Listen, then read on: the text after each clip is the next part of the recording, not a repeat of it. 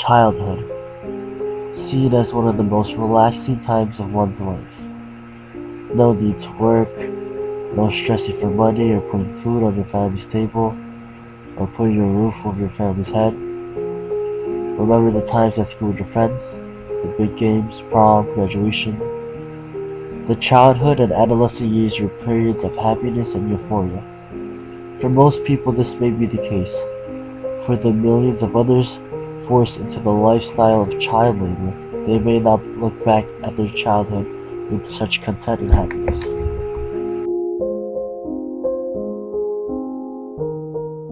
Child labor in South Asia. Child labor is an ever-growing problem around the world today. Child labor can be found in underdeveloped countries, especially prevalent in countries throughout South Asia. Kids are stripped of their privileges and forced into the world of adulthood at such a young age. They are also obligated to work due to their economic situations. Therefore, all members of the family, even children, are put into the working world.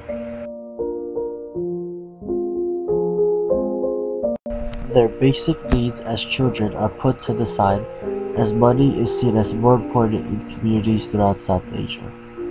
In countries and communities such as Myanmar, child labor is even a foundation of their economy and is highly dependent on child labor. They are forced into hazardous working conditions, long work hours, and are given low wages on a daily basis with no benefits.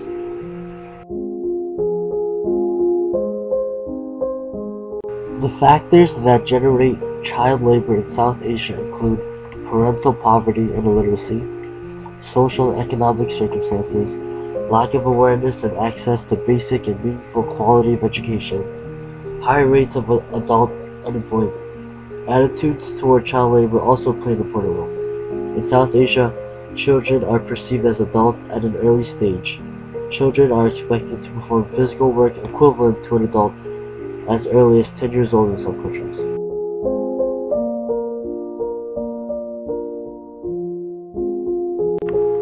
With such working conditions, children's safety and vulnerability to injury and disease are disregarded as they are looked upon as mere workers.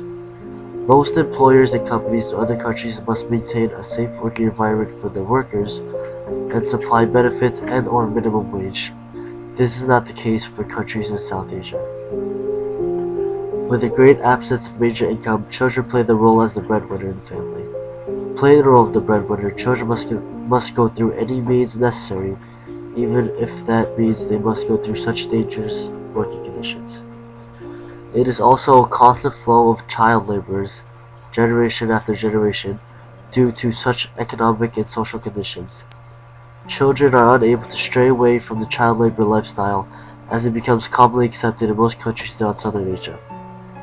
These children are also not given a say in their situations because adults and employers utilize them as another source of income or cheap work.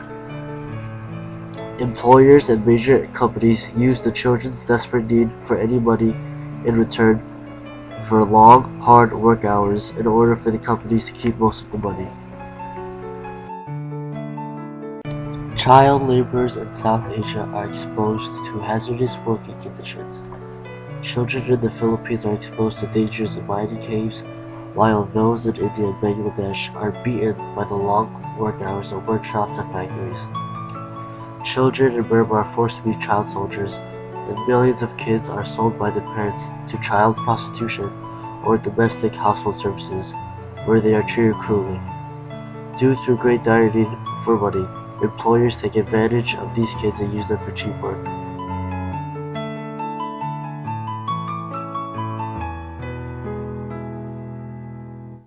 Child labor has been an accepted aspect and norm in Southern Asian countries. Child labor plays a major aspect in most economies in South Asia. With an absence of action from the government, families have come to peace with the idea of forcing their children to work rather than attending school. They say this because they see it as a waste of time due to the children not making money, as NPR writer Patrick Wynn reports. Patrick Wynn reports from his interview with families in Burma and says that the value of education is being diminished and or no longer existing in families in Burma. He reports that they think sending their children to school is a waste of time, and that teachers just stop coming. Rather than developing their future at school or spending time with the family, the children's times are consumed with work all year round. Dropping out of school has become an accepted aspect of life in countries such as Myanmar and Philippines.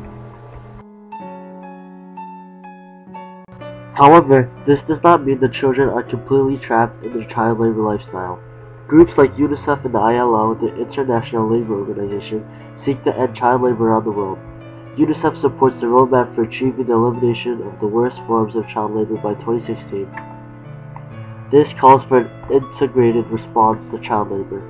UNICEF supports communities in changing their cultural acceptance of child labor, while supporting strategies and programming to provide alternate income to families, access to nurseries, quality in education, and protective services.